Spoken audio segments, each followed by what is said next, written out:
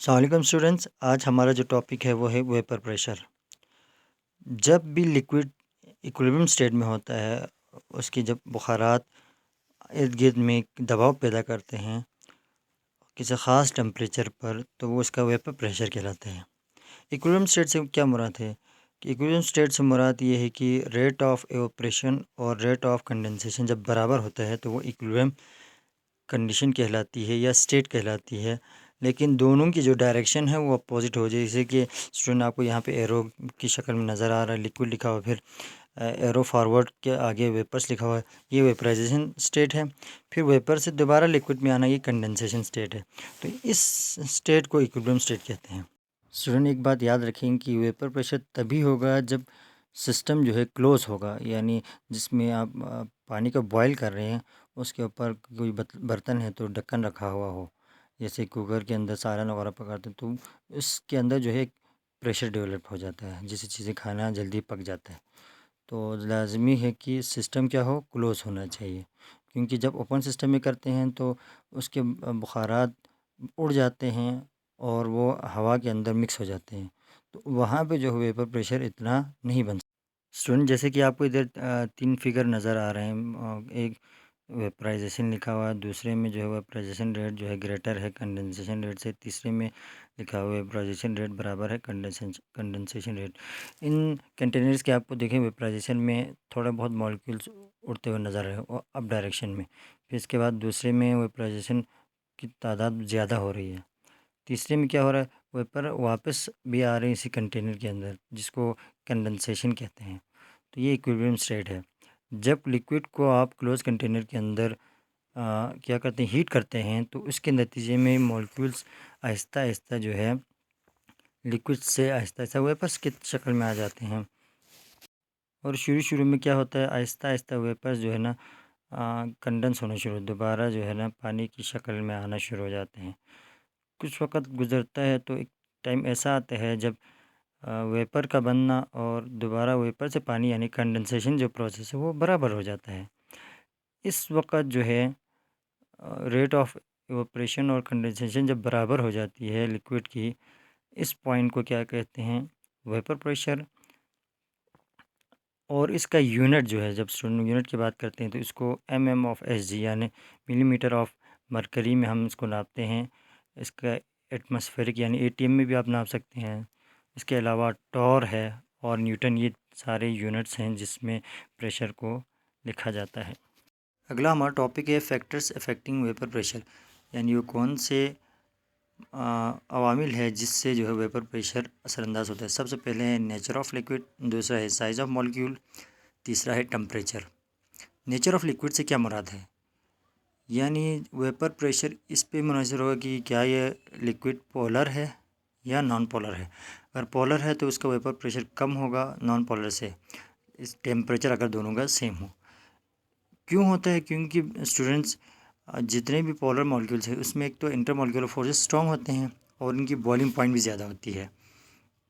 इसकी एग्जांपल जैसे पानी है, आप जानते हैं एक पोलर है तो उसका वेपर प्रेशर कम होता है पेट्रोल के हिसाब से, कोई नॉन पोलर लिक्विड है। इसी तरह साइज़ ऑफ मॉलिक्यूल की जब बात करते हैं, इसको इस तरह समझें कि जैसे एग्जांपल हेक्सेन और डीकेन है। हेक्सेन का आपको पता है मॉलिक्यूलर फार्मूला होता है C6H14, जबकि डीकेन का C10H22। तो हेक्सेन एक छोटा मॉलिक्यूल है तो इसका वेपर प्रेशर जो है क्या हो जाएगा स्टूडेंट्स, क्योंकि साइज़ छोटा होने की वजह से वेपर प्रेशर भी इनका बहुत ज़्यादा होगा। जबकि जिस डीकेन है उसकी मॉलिक्यूल्स ज़्यादा हैं तो उसका वेपर प्रेशर कम होगा। इसीलिए क्या होता है, हेक्सेन जल्दी एवापोरेट होता है एज़ कम्पेयर टू डीकेन से, क्योंकि उसका प्रेशर ज़्यादा होता है। अगला है टम्परेचर। टम्परेचर से ये मुराद है स्टूडेंट्स की जो जो वेपर प्रेशर तभी बढ़ेगा जो जो आप उसका टम्परेचर बढ़ाएंगे। टम्परेचर अगर कम होगा वेपर प्रेशर कम भी होगा, क्योंकि जो जो टम्परेचर बढ़ेगा काइनेटिक एनर्जी जो मॉलिक्यूल्स की है वो बढ़ेगी और इसके नतीजे में वेपर प्रेशर बढ़ता है। फॉर एग्ज़ाम्पल वाटर का जब हम बात करते हैं 0 डिग्री सेंटीग्रेड पर, उस वक्त होता है 4.58 mmHg वेपर प्रेशर, जबकि 100 पे होता है इंक्रीज़ होकर 760 mmHg। तो उम्मीद है स्टूडेंट ये फैक्टर्स आपको समझ में आए होंगे। अगला हमारा टॉपिक है बॉइलिंग पॉइंट। केमिस्ट्री में बॉइलिंग पॉइंट से वो टेम्परेचर होता है जहाँ पे वेपर प्रेशर लिक्विड का इक्वल होता है एटमॉस्फेरिक प्रेशर के। ये इसकी डेफिनेशन है। इसको हम अगर एक्सप्लेन करना चाहें तो जैसे स्टूडेंट आपको पता है कि लिक्विड को जब आप गर्म करते हैं तो उसके पूरे वॉल्यूम में जितने भी हैं बबल्स बनना शुरू हो जाते हैं। वो नीचे बॉटम से आहिस्ता आहिस्ता ऊपर आते हैं। ये बबल्स ऊपर आते आते उसके अंदर एक वेपर प्रेशर होता है, वो आहिस्ता आहिस्ता फटना शुरू हो जाते हैं सरफेस के ऊपर जब आते हैं सतह पे। तो ये उस वक़्त आते हैं जब तक ये वेपर जो है एटमॉस्फेरिक के बराबर ना हो।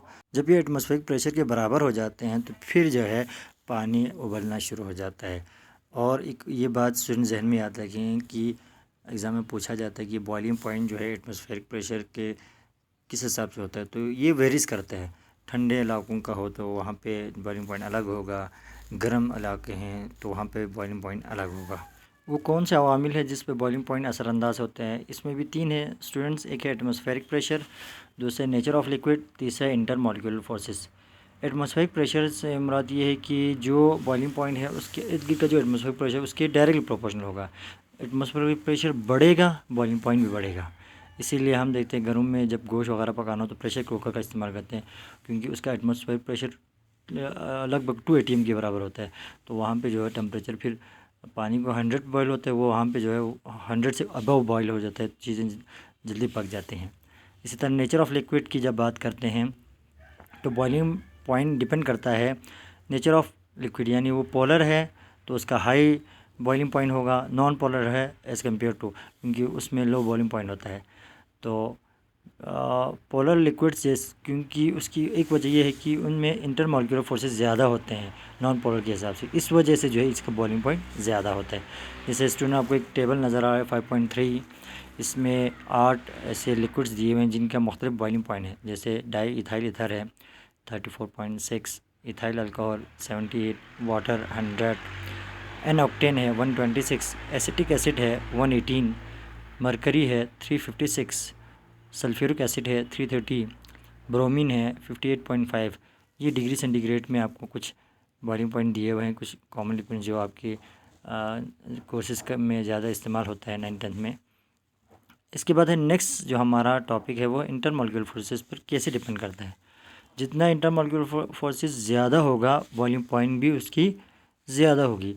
इसीलिए आप देखते हैं कि जो पोलर लिक्विड्स है या आयनिक कंपाउंड्स हैं उसमें इंटरमॉलिक्यूलर फोर्सेस बहुत ज़्यादा होते हैं, तो इनका बॉइलिंग पॉइंट भी ज़्यादा होगा, डायरेक्टली प्रोपोर्शनल एक तरह से।